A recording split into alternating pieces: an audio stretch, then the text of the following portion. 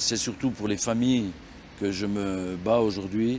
Je pense que pour pouvoir faire véritablement son deuil dans cette histoire, il faudrait quand même qu'on ait un coupable un peu plus sérieux que ceux qu'on nous a offerts.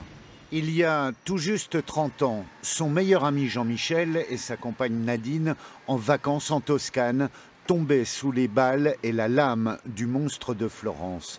Entre 68 et 85, 8 couples ont ainsi été sauvagement assassinés. Après le décès du principal suspect et les lourdes condamnations de ces deux comparses, l'énigme est résolue pour la justice italienne, pas pour Salvatore Mogeri.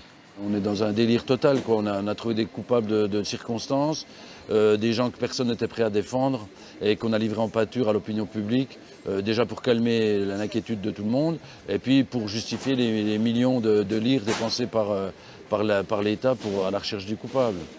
Depuis 10 ans, il a mené une véritable contre-enquête qui met en lumière les errances et de multiples négligences graves de la justice. Des reçus d'autoroute, des tickets de restaurant, etc.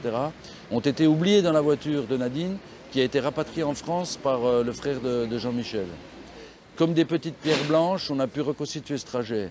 Et il se trouve que, bizarrement, à partir du vendredi, on n'a absolument plus aucun reçu, ni facture, ni rien du tout.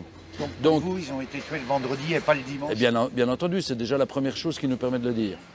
Troublant également le silence de cette même justice sur la lettre anonyme accompagnée d'un morceau de chair de victime expédié par le tueur. C'est le seul lien incontestable qu'on ait avec le criminel. Cette pièce à conviction est un élément central, décisif, autour duquel il faudrait quand même conduire aujourd'hui des investigations avec toutes les techniques modernes à notre disposition. Édité à compte d'auteur, son enquête est disponible dans quelques librairies byzantines, mais le mystère du monstre de Florence demeure. Non, le dimanche soir.